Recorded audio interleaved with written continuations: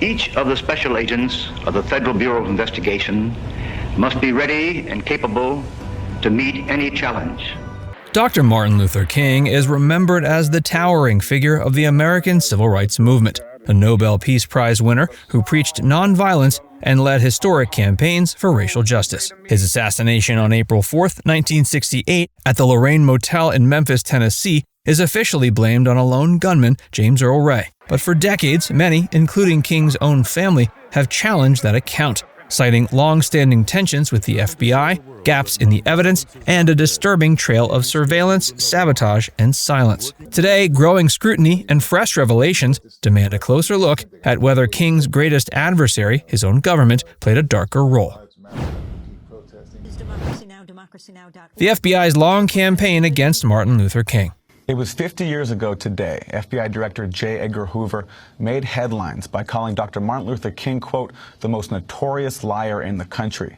Hoover made the comment in front of a group of female journalists ahead of King's trip to Oslo, where he received the 1964 Nobel Peace Prize, becoming its youngest recipient. While J. Edgar Hoover was trying to publicly discredit King, the agency was also taking covert action. The FBI sent King an anonymous letter threatening to expose his extramarital affairs. The unsigned, typed letter was written in the voice of a disillusioned civil rights activist.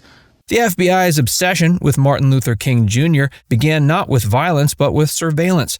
By the mid-50s, King's prominence in the Montgomery bus boycott had already caught the attention of J. Edgar Hoover, a powerful and deeply paranoid director of the Bureau. In the eyes of Hoover, the growing civil rights movement wasn't just a domestic political issue. It was a national security threat, possibly influenced by communists. That paranoia formed the basis for an aggressive, years-long effort to discredit and destroy King's reputation. This effort intensified when the FBI discovered that King was working closely with Stanley Levison, a New York lawyer and alleged former financier of the Communist Party USA. Despite Levison's apparent disengagement from communist activity years prior, the FBI insisted that his influence on King presented a covert danger. In 1962, Attorney General Robert Kennedy approved wiretaps on Levison's home and office. When King refused to fully distance himself from Levison, the surveillance quickly expanded to include King himself, tapping his phones and bugging his offices and hotel rooms.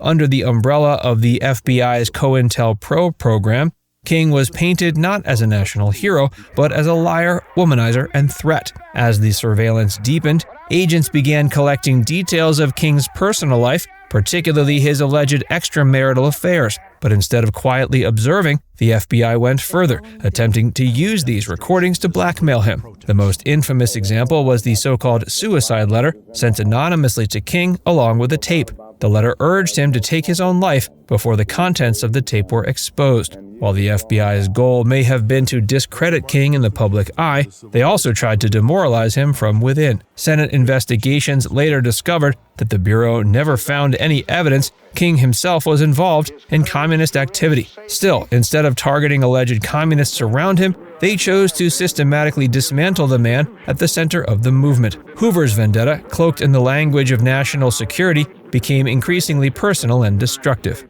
Even in death, the Bureau's actions continued to haunt King's legacy. After King was assassinated, it was the FBI, his most aggressive adversary, that took over the investigation. The suspicious events of April 4th. Dr. Martin Luther King, the apostle of nonviolence in the civil rights movement, has been shot to death in Memphis, Tennessee. Police have issued an all-points bulletin for a well-dressed young white man seen running from the scene. The day of Dr. King's assassination was filled with irregularities that still invite scrutiny. Dr. King returned to Memphis on April 3rd to support striking sanitation workers, and he delivered his iconic mountaintop speech that evening. He was supposed to stay at a secluded room at the Lorraine Motel, but that plan changed. A call, allegedly from within the Southern Christian Leadership Conference, led to King being moved to room 306, which had an exposed balcony. According to attorney William Pepper, the call was actually made by an FBI infiltrator operating under the command of MPD Chief Frank Holloman, a former FBI agent. Security details also vanished in strange ways. Although 4 Memphis Police Department officers had been assigned to protect King, they were suddenly pulled back to the station about an hour before the assassination. One officer, Inspector Tynes, later stated that the recall order was unplanned and no one could determine who had issued it. Meanwhile, 2 black detectives assigned to surveillance duty at a nearby firehouse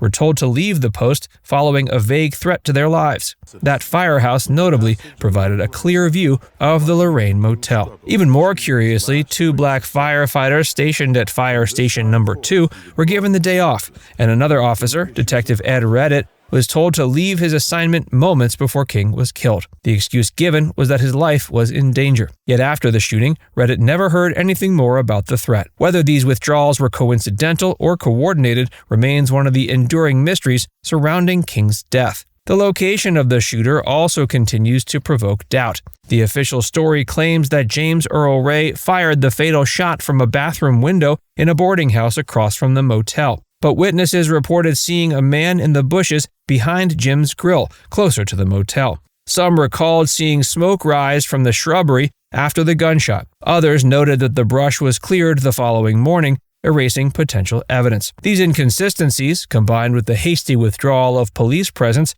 have fueled long-standing suspicions of an organized plot. It's also critical to note that the FBI assumed control of the investigation almost immediately, even though King's murder was a state crime.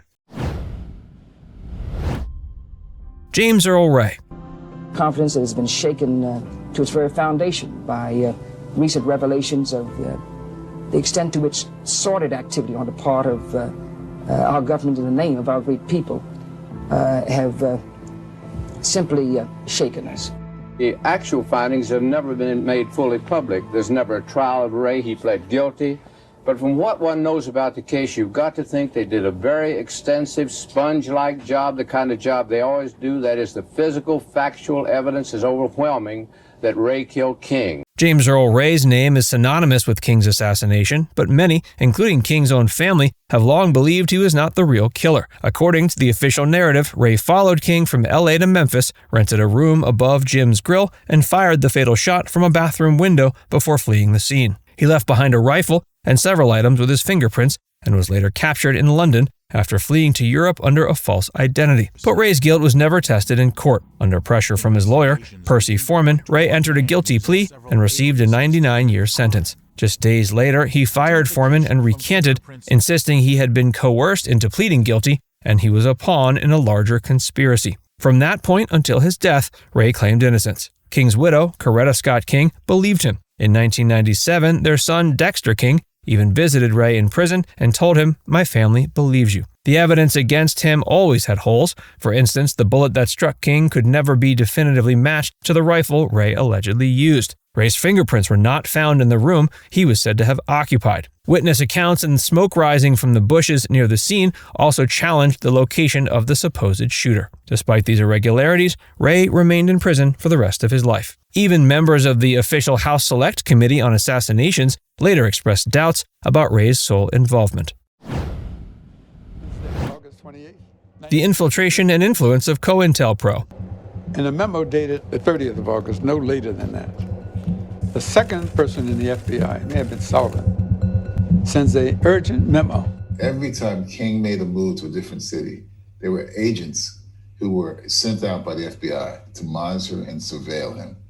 They were wiretapping. They had bugs in his hotel rooms. I mean, everything he did, they were following. The FBI's secret COINTELPRO program was designed to disrupt and discredit domestic political organizations deemed subversive. Launched in the 50s and expanded during the 60s, it targeted groups ranging from the Black Panthers to student anti-war movements. But no individual was pursued more relentlessly than Martin Luther King Jr. Their goal wasn't merely to observe King, it was to neutralize him. Documents reveal that COINTELPRO agents worked to create rifts between King and other civil rights leaders, feed damaging stories to the press, and amplify rumors about his personal life. Hoover called King the most notorious liar in the country, and internal FBI memos described him as sexually psychotic and morally degenerate. The King's family's fight for the truth. I knew the FBI had surveilled King. I just didn't know the extent that they did it. For decades, Martin Luther King Jr.'s family has disputed the official narrative of his assassination. Coretta Scott King, his widow, publicly identified a conspiracy involving the FBI the Memphis police, and organized crime. Her children, including Bernice King, have echoed this belief, asserting, quote, "There has been a conspiracy from the government down to the mafia." The 1999 civil trial against Lloyd Jowers marked a significant moment for the family, allowing them to present evidence and witnesses. The jury agreed with their claims, finding that James Earl Ray had been set up, but the verdict received little attention from mainstream media, and the official narrative remained unchanged. Others who knew King, like Congressman John Lewis and Andrew Young, have also suggested a conspiracy. Despite calls for transparency, records of King's FBI surveillance remain sealed until 2027. Now it's time to hear from you. After all the revelations about FBI surveillance, suspicious withdrawals of security, conflicting witness reports, and the verdict in the Jowers civil trial, one question remains. Was Martin Luther King truly killed by a lone gunman? Let us know your thoughts in the comments section below.